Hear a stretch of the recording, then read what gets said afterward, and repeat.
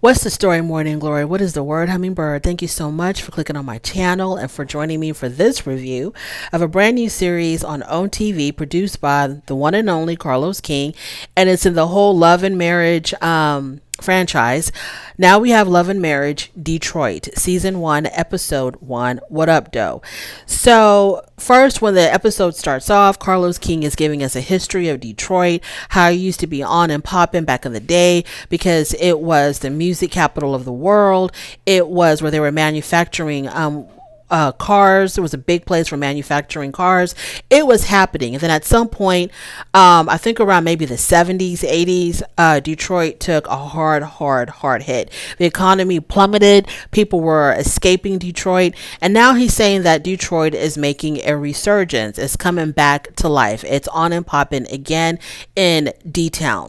So, we have three couples that he introduces us to. The first couple is Brandon and Christina Smith. So they've been married about 11 years. They met on Twitter, where everybody else meets, I guess. Everybody's meeting online nowadays. And they've been, when they were married less than 6 months after meeting.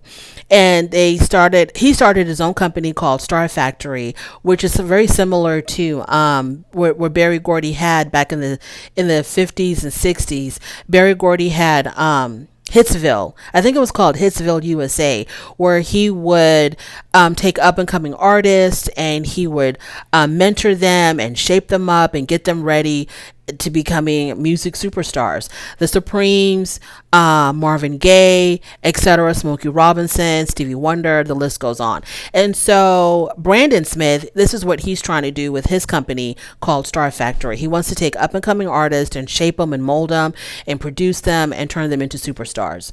So Christina Smith, his wife, she is a social media influencer and she's also a fashion consultant as well. They have two daughters together, 3 and 6 years old.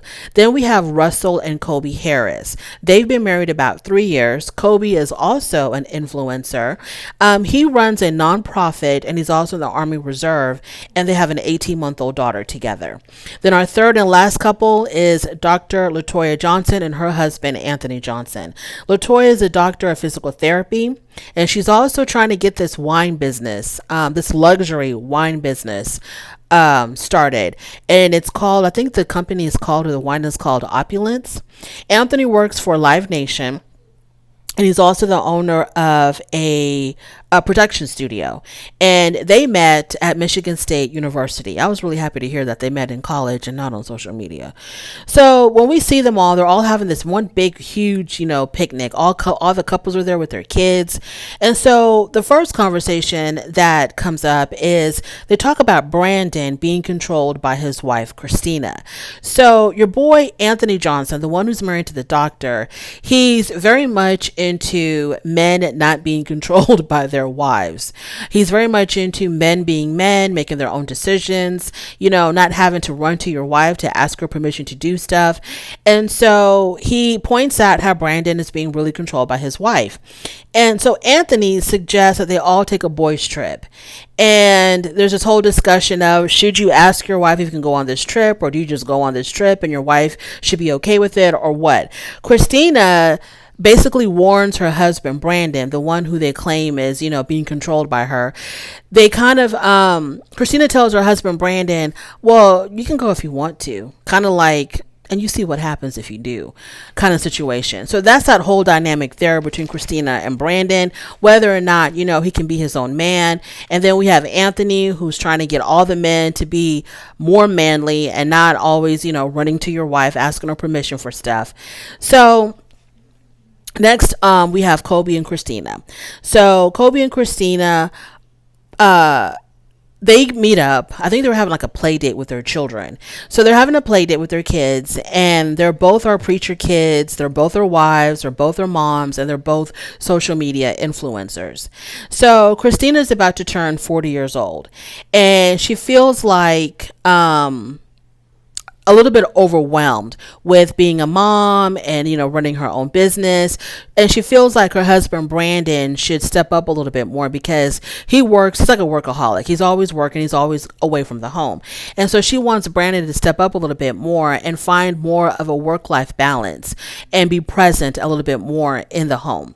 Then we have Christina and Brandon. Moving on from there, we have Christina and Brandon.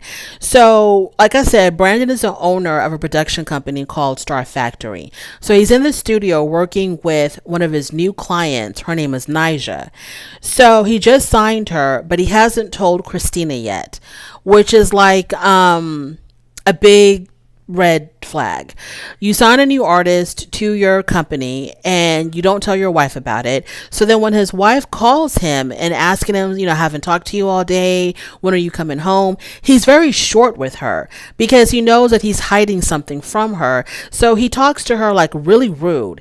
And he's like, well, I'm at the studio working and I'll be home when this song gets done. And that's going to be, whenever that is. And I can't say when I'll be home. And, can I go now and finish working? He was really rude to her. And I'm surprised that she took that because I would have hung up on him expeditiously. So moving on from there, we have Anthony and LaToya. So they're talking about the wine company that LaToya is trying to get off the ground, right? And so we find out about them that during COVID, Anthony was like going back and forth between Detroit and Atlanta. And then he ended up staying in Atlanta for a really long time or something. I couldn't quite understand exactly what they were trying to say. So something about him being in Atlanta during COVID had gotten her really upset. I guess he was spending too much time in Atlanta, and he was in Atlanta, according to him, he was there for business. I don't know if he wasn't able to come back because, the airports were all shut down and he couldn't come back home to Detroit. So he was gone for a very long time, or if her issue was just the fact that he was going to Atlanta at all, or if he was spending too much time. I don't know, but something about him going to Atlanta rubbed his wife the wrong way. And so basically they were at a crossroads where she was like, hey, if you don't come back home, this marriage is done. And so he came back home because he didn't want to lose his wife. And I don't know exactly what happened with the whole Atlanta situation, because it seems like now he's trying to still go back to Atlanta, but he's kind of worried that his wife might not let him. And he's the one that's supposed to be leading this man movement of, not asking your wife for permission. So I was kind of confused about that whole Atlanta discussion. Anyway, moving on from there. It is Kristen and Brandon's anniversary, and he surprises the wife with a picnic. So he has her blindfolded and he takes her to to this picnic, and I thought there was going to be just the two of them because it is y'all's anniversary, y'all's marriage anniversary. So I was expecting it just to be the two of them, but when she took off her blindfold, the other two couples were there as well. And I'm like, what kind of anniversary celebration is this? So the other two couples were there. And so immediately, as soon as they start, eating, Anthony gets challenged by Christina, who is Brandon's wife, gets challenged by Christina about being a chauvinist. And he says he's not a chauvinist. He just believes in men being able to be men and being independent and not always, run into their wives, asking them for permission, consulting with their wives before they do anything. So they talk about Brandon going to the club for work. And there was a time, I guess, when he used to have to go. No, there was never a time when he went to the club because his wife wouldn't allow it. But Anthony and Brandon, they are in the similar line of business, promoting artists and production and music and entertainment, all that stuff. And Anthony's at the club, to do whatever he needs to do at the clubs. But Brandon is not allowed to go to the clubs. And so they talk about, the fact that Brandon he needs to start going to the clubs. And Christina's like, no, that's not going to be happening. And so, Anthony says that Christina must be very insecure to not allow her husband Brandon to go to these club events. And Christina was like, well, given the history, I'm not going to let him go to the club. And so Anthony was like, what do you mean, given the history? What's the history? So Christina says, given the history with new artists and, and Brandon, that's what I don't like. And so we find out that, so then Kobe starts asking questions. Kobe is Russell's wife. So Kobe starts asking questions, and her husband Russell tries to get her to stay out of it. Like, hey, this is not your problem. This is not your business. Just kind of leave it alone. And Kobe's like, no, I don't understand why I can't ask any questions. So Kobe ends up revealing that Brandon has just signed a new artist. And Brandon's wife, Christina, had no idea that he just signed this new artist. So Kobe lets it out of the bag that he has this new artist, and she found out because Russell told her husband told her.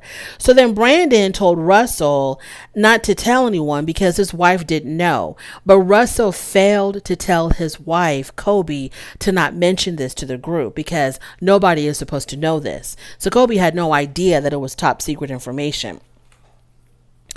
So Kobe then tries to save face and like accuse Brandon of, doing something wrong by not telling his wife that he has signed a new artist because she wanted to take some of the heat off of herself. Instead of just being apologetic, she was like, and Brandon, how many other new artists have you signed without telling your wife?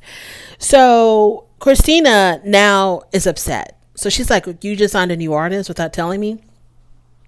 So do you have a contract with her? Is she officially signed to your company?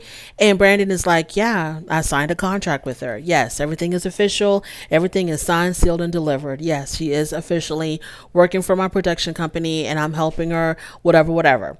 So Christina, fondly talks about what happened in the past. And she says that Brandon had an emotional connection with an artist that he was working with in the past. So I guess they had an agreement that anytime he wanted to sign a new artist, he had to run it by Christina first instead of just, signing people willy-nilly. So she's really upset that he never told her about this new artist. And my personal opinion about that is, Brandon, yeah, you messed up. You totally messed up. If you and your wife had an agreement that you were gonna, run it by her that anytime that you wanted to sign a new artist because you had this emotional connection, which I think was a whole lot more than just emotions connecting.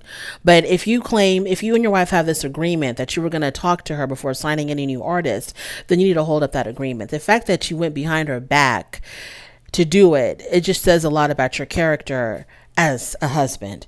So Christina has a whole entire breakdown at this damn picnic on her anniversary, mind you. She has a whole entire breakdown. She starts crying. She's upset.